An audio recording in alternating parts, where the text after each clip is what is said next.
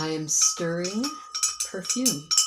This is perfume that I just made with 150 milliliters of perfumer's alcohol as a carrier and 50 milliliters of a beautiful essential oil blend with isolates, fragrance oils, and pure essences. It's called Champaka Rain, and it is built around Magnolia Champaka. I thought that, well, first of all, I'll say that this is going to be decanted into a container and then it will macerate for a period of anywhere between 1 and 3 months. And I can't wait to share it because it's beautiful. I wanted to take this opportunity to tell you my perfume story as quickly as I possibly can. I lived in New York City for years, many, many years ago, and I worked on top of the World Trade Center at Windows on the World. Um, for a period of time that around the time that I worked there, unfortunately, business had gone down. It was not as busy, and my tips reflected that. And I hadn't been able to afford my favorite perfume.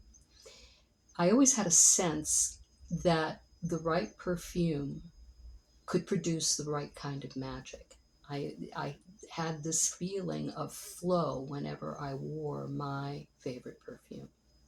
So I told my busboy, who also happened to be my hairdresser at the time, that we had to work very hard that night to get good tips because I needed my perfume. My magic had been off, and he totally understood. And so we worked like a team and we worked hard. And it was the worst night for tipping ever in the history of waitressing. Really, it was as if the universe had mocked me. Okay. So by the end of the night, I was very upset. I would get off work around 1:30 or so, and I always took a cab home, and I always tipped service people 20% because I knew what it was like to live off of tips. I shook my fist up at the sky and I said, not tonight. I am not going to give my cabbie 20%. I'm going to play this forward. So I should say that on that night, I had to take home all my laundry. We used to wear these costumes for our hors d'oeuvre service, and as well as uniforms. And so I grabbed all my stuff from my locker to do laundry, and I went down the 100 some floors and determined to be very upset.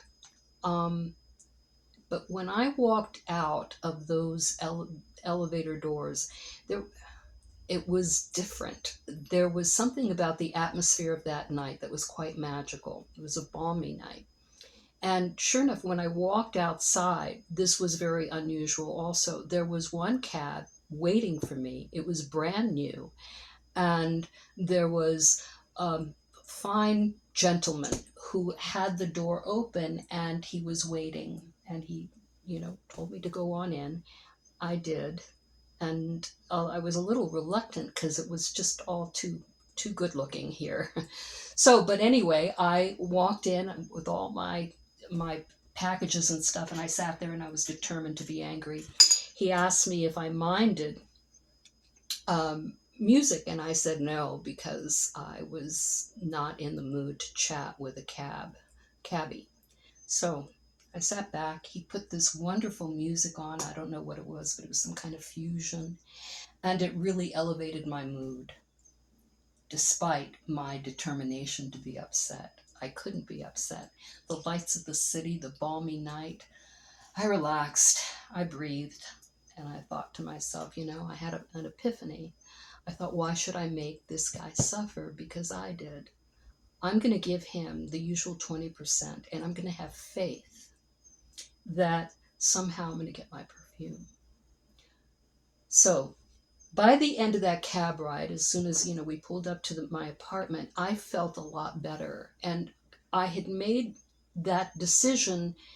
Just in the making of that decision, something had happened to me internally. I learned something there. So I gave him the usual, I paid him with the usual 20% gratuity. And as I was stepping out of the cab with all my stuff, I see this little brown paper bag on the floor of the cab. And I thought, well, I probably dropped that. So I picked it up. He sped off. I looked inside the bag, and it was a brand new, unopened bottle of my favorite perfume. That was the beginning. Cheers.